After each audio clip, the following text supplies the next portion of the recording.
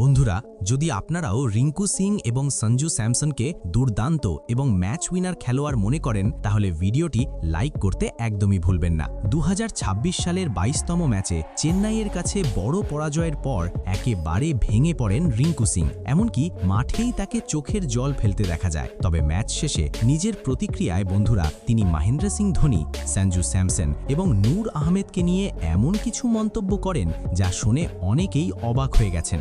শেষ মুহূর্তে দলকে জয়ের দোরগোড়ায় পৌঁছে দিতে না পারা এবং টানা চতুর্থ হারের হতাশা, এই সব কিছু নিয়ে তিনি কি বলেছেন সেটাই আজকের এই ভিডিওটিতে আপনাদের সামনে তুলে ধরব। এই ভিডিওটি শেষ পর্যন্ত অবশ্যই দেখবেন। তবে তার আগে যদি আপনিও আমাদের চ্যানেলে প্রথমবার এসে থাকেন, তাহলে ভিডিওটিতে একটি লাইক দিয়ে চ্যানেলটি সাবস্ক্রাইব করতে ভুলবেন না।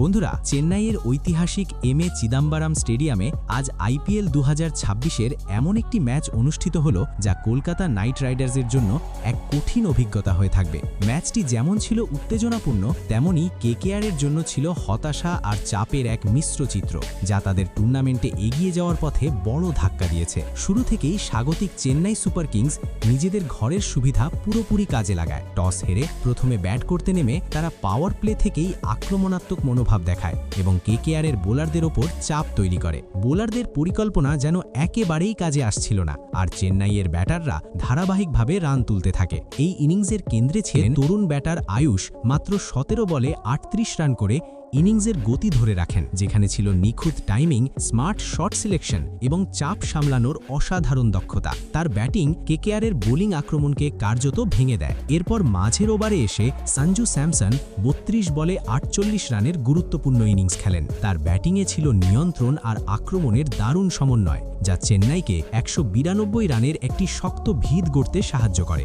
193 রানের বড় লক্ষ্য তাড়া করতে নেমে KKR-এর শুরুটা একেবারেই ভালো হয়নি। শুরুতেই উইকেট পড়ে যাওয়ায় দল চাপে পড়ে যায়। ফিন অ্যালেন দ্রুত আউট হয়ে যান। যদিও সুনীল নারায়ণ 24 এবং অধিনায়ক অজিঙ্কা রাহানে 28 রান করে কিছুটা লড়াই করার চেষ্টা করেন, কিন্তু সেই প্রচেষ্টা বেশিক্ষণ স্থায়ী হয়নি। এরপর ম্যাচের মোড় ঘুরিয়ে দেন সঞ্জু স্যামসন, যখন তিনি কৌশলগতভাবে নূর আহমেদকে বোলিংয়ে আনেন।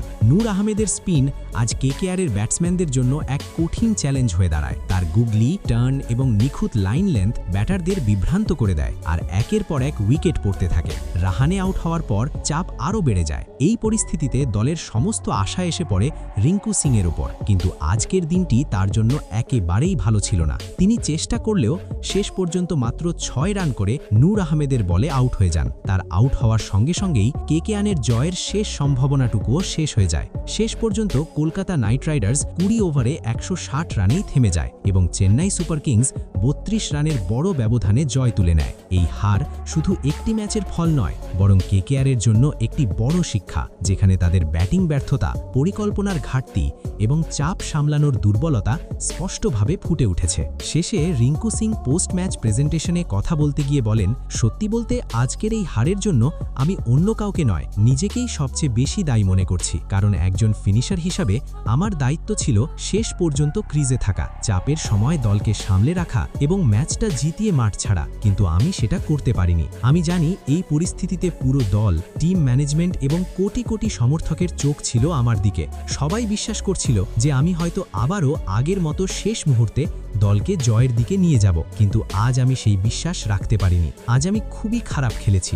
আমার শট সিলেকশন ঠিক ছিল না, আমি উইকেটে নিয়েকে সেট করতে পারিনি, আর যখন দল আমাকে সবচেয়ে বেশি প্রয়োজন ছিল তখনই আমি আউট হয়ে ফিরে এসেছি। এটা একজন ব্যাটার হিসাবে, বিশেষ করে একজন ফিনিশার হিসাবে আমার কাছে খুবই হতাশাজনক। ডাগআউটে ফেরার পর থেকে আমি শুধু একটা কথাই ভাবছিলাম, যদি আমি আরও কিছুক্ষণ উইকেটে থাকতে পারতাম, যদি আমি একটু বেশি দায়িত্ব নিয়ে খেলতাম, তাহলে হয়তো ম্যাচের ফল অন্যরকম হতে পারত।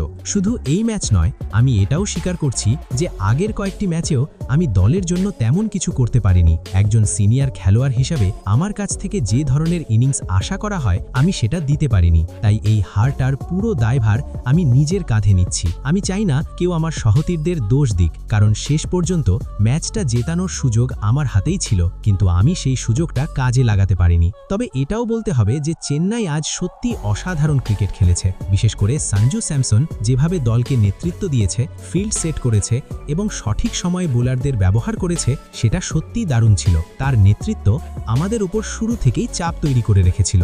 আর নূর আহমেদের বোলিং তো এক কথায় অবিশ্বাস্য ছিল।